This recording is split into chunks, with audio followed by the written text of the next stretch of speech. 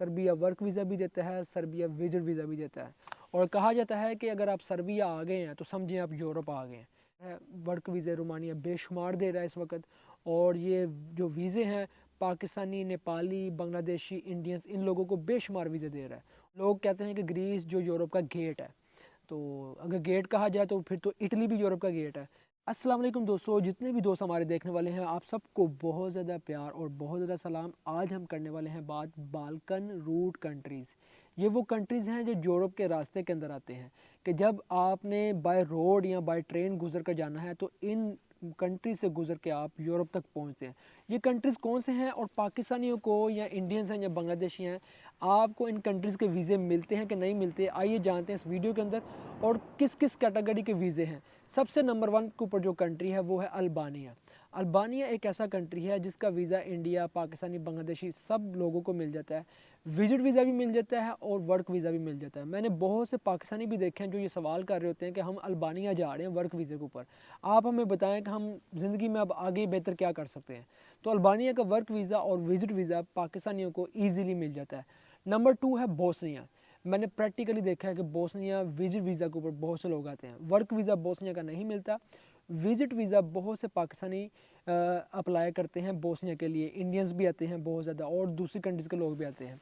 Indians मैंने इतने भी ज़्यादा नहीं देखे जितने मैंने पाकिस्तानी देखे हैं या अरब देखे हैं। अरब तो बहुत ज़्यादा आते हैं, लेकिन पाकिस्तानी भी वो लोग जो साहिब हैसियत हैं, जिनके पास सब कुछ है, वो विजिट वीज़ा बोस्निया का अप्लाई करके बेसिकली बोस्निया आके घूम रहे होते हैं, वहाँ पर जाते हैं। और बोस्निया एक ऐसा कंट्री है कि बोस्निया के 2 कंट्रीज़ के बाद आप इटली पहुँच जाते हैं। बोस्निया बिल्कुल यूरोप के अंदर ही एक कंट्री है, इसको कहते हैं बाल्कन रूट कंट्री। तीसरे नंबर पर है बल्गारिया। अब बल्गारिया वो कंट्री है जो शेंजन के अंदर आ चुका है। एक तो बाल्कन रूट है, दूसरा शेंजन के अंदर है। ये बिल्कुल हमारे करीब यानी कि तुर्की के साथ, तुर्की की राइट साइड पर ये कंट्री आता है जिसका नाम है बल्गारिया। बल्गारिया पाकिस्तानियों को वर्क वीज़े देता है और स्टडी वीज़े भी देता है। बहुत से पाकिस्तानी हैं जो पाकिस्तान से वर्क वीज़ा भी अप्लाई करके बल्गारिया में जाते हैं और 1000 से लेके 1200 यूरो तक सैलरी भी कमाते हैं, जो नॉर्मल कंडीशन के अंदर जाते हैं। लेकिन जो इंटरनेशनल लेवल के ऊपर जो स्टूडेंट्स हैं जो डिग्री करके जाते हैं, उनका लेवल और होता है, उनकी सैलरी और भी अच्छी होती है। यहाँ स्टडी बेस के ऊपर बहुत से स्टूडेंट्स हैं जो बल्गारिया के अंदर जाते हैं और वहाँ जाके स्टडी करते हैं। उसके बाद है चौथे नंबर के ऊपर कोसोवो। कोसोवो कंट्री है, ये बिल्कुल एक कंट्री आ जाता है मकदोनिया और इन कंट्रीज़ के दरमियान में, बिल्कुल छोटा सा कंट्री है। तो ये भी एक ऐसा कंट्री है जिसके लिए विजिट के लिए आप अप्लाई करके यहाँ पर जा सकते हैं, लेकिन बहुत कम लोग हैं जो कोसोवो के लिए अप्लाई करते हैं, बहुत कम लोग हैं। ये भी बाल्कन रूट के अंदर आता है। उसके बाद 5वें नंबर पर है मकदोनिया, जिसे मचेडोनिया भी कहते हैं, और इसके और भी बहुत से नाम हैं। ये ऐसा कंट्री है कि एक टाइम के ऊपर इस कंट्री के अंदर, मकदोनिया के अंदर, मुसलमानों की हुकूमत थी, तुर्कों की हुकूमत थी। और आज भी इस कंट्री के अंदर मस्जिदें भी हैं और मुस्लिम भी हैं, और बहुत अच्छे मुसलमान वहाँ पर हैं। मतलब सब लोग वहाँ पर रहते हैं, लेकिन ओवरऑल बहुत अच्छे लोग हैं। मकदोनिया का वीज़ा भी बहुत कम लोग अप्लाई करते हैं, क्योंकि मकदोनिया एक इतना छोटा कंट्री है रकबे के लिहाज से, कि आप अगर एक दिन में चाहें तो सारा घूम फिर के इसको ख़त्म कर सकते हैं। बहुत कम लोग हैं जो मकदोनिया का वीज़ा अप्लाई करते हैं, बहुत कम लोग। उसके बाद आ जाता है मोंटीनेग्रो। मोंटीनेग्रो एक ऐसा कंट्री है, ये बिल्कुल इटली के सामने है। मोंटीनेग्रो और इटली आमने सामने हैं दोनों, और टाइम टेबल भी दोनों का सेम है, बस सिर्फ दरमियान में समुंदर है। और इस कंट्री के अंदर वर्क वीज़े जो होटल के हैं, रेस्टोरेंट के हैं, बहुत ज़्यादा हैं। बहुत से लोग हैं जो गल्फ़ से, यूएई वगैरह से अप्लाई करके मोंटीनेग्रो में जाते हैं, और बहुत से लोग हैं जो पाकिस्तान से भी अप्लाई करते हैं मोंटीनेग्रो के लिए, वर्क वीज़े के ऊपर जाने की कोशिश करते हैं। बहुत से लोग जाते भी हैं। यहाँ पर सैलरी जो है, जो यूरोज़ के अंदर बात की जाए, 700-800 से लेके 1000 यूरो तक, 1100 यूरो तक जा सकती है, जिनका लेवल और एक्सपीरियंस बहुत अच्छा हो। उसके बाद आ जाता है स्लोवेनिया। स्लोवेनिया वो कंट्री है जो बिल्कुल इटली के साथ है। स्लोवेनिया ऊपर है और इटली नीचे है। आप ये कह सकते हैं कि लोग यहाँ पर ये करते हैं कि स्लोवेनिया के लोग इटली में काम करने के लिए आते हैं और इटली के लोग स्लोवेनिया में काम करने के लिए जाते हैं। ये इनका आपस में कॉम्बिनेशन है, क्योंकि बॉर्डर वगैरह कुछ भी नहीं है, सिर्फ कंट्रोल होता है आपस में एक दूसरे का। लेकिन लोग आपस में काम करते हैं, आपस में एक दूसरे के साथ मिलते मिलाते काम करने के लिए इधर आते हैं और उधर जाते हैं, ये सिस्टम लगा रहता है। स्लोवेनिया का विजिट वीज़ा लग सकता है, लेकिन वर्क वीज़ा नहीं है। स्लोवेनिया के अंदर काम ज़्यादातर लकड़ का काम है, और बहुत कम फैक्ट्रीज हैं जो वहाँ पर, जो एक मेन इनका बड़ा जो इनका कैपिटल है लुबजाना। लुबजाना इनका कैपिटल है, और वहाँ पर कुछ फैक्ट्रीज भी हैं, और कुछ इनका ज़्यादातर लकड़ का काम है ओवरऑल। तो लकड़ का काम जानने वाले स्लोवेनिया का वर्क वीज़ा अप्लाई कर सकते हैं, और उसके अलावा वर्क वीज़ा स्लोवेनिया का नहीं मिलता। विज़िट के लिए लोग अप्लाई कर सकते हैं, घूमने के लिए। उसके बाद 8वें नंबर पर है सर्बिया। सर्बिया एक ऐसा कंट्री है कि इंडियंस बहुत ज़्यादा फोकस करते हैं इस वीज़े के ऊपर। उसके बाद पाकिस्तानियों का भी बहुत ज़्यादा वीज़ा है। सर्बिया वर्क वीज़ा भी देता है, सर्बिया विजिट वीज़ा भी देता है। और कहा जाता है कि अगर आप सर्बिया आ गए हैं तो समझें आप यूरोप आ गए हैं। बहुत से लोगों का ये मानना है और हकीकत भी है, क्योंकि सर्बिया एक ऐसा कंट्री है कि सर्बिया पहुंचने के बाद लोग एक किस्म का यूरोप पहुंच जाते हैं। लोगों के लिए आसानी होती है कि आगे से लोग बाय ट्रेन या बाय एयर वहाँ से जा सकते हैं, लोग रास्ते निकाल लेते हैं। 9वें नंबर पर है तुर्की। तुर्की भी बाल्कन रूट के अंदर आता है। तुर्की बिल्कुल पाकिस्तान के करीब, और उसके बाद यूरोप को मिलाने वाला एक जो कंट्री है तुर्की, उसका शहर इस्तांबुल, जिसके ब्रिज जो हैं वो यूरोप के साथ मिलाते हैं, एशिया और यूरोप को आपस में मिलाते हैं। तुर्की एक ऐसा कंट्री है जो रकबे के लिहाज से बहुत बड़ा है, और यहाँ पर जो काम वगैरह है, काम भी बहुत ज़्यादा है, लेकिन लीगल लोगों के लिए है। इसके अलावा ये है कि तुर्की में जो लोग आ जाते हैं, जिनके पास तुर्की के डॉक्यूमेंट्स होते हैं, वो बड़े कंट्रीज़ का विजिट भी अप्लाई कर सकते हैं। लेकिन तुर्की ओवरऑल जो है वो टूरिस्ट सिस्टम के लिहाज से बहुत ज़्यादा फेमस है। दुनिया भर से लोग हर साल तुर्की में घूमने के लिए आते हैं, तुर्की विज़िट करने के लिए आते हैं। और हमारे पाकिस्तानी भी ज़्यादातर तुर्की वीज़ा अप्लाई करके विजिट वीज़ा के ऊपर तुर्की में जाते हैं, वहाँ पर घूमते हैं। उसके बाद आ जाता है रोमानिया। अब रोमानिया एक ऐसा कंट्री है जो इस वक्त हर एक की नज़र के अंदर है। बहुत बड़ा कंट्री है रोमानिया। वर्क वीज़ों के लिहाज से रोमानिया टॉप के ऊपर है। वर्क वीज़े रोमानिया बेशुमार दे रहा है इस वक्त। और ये जो वीज़े हैं, पाकिस्तानी, नेपाली, बांग्लादेशी, इंडियंस, इन लोगों को बेशुमार वीज़े दे रहा है। और रोमानिया में बहुत ज़्यादा कंपनीज़ हैं जो काम करवा रही हैं, जो काम लोगों से करवा रही हैं, और फिर आगे से लोगों को मज़ीद बुलवाया जा रहा है।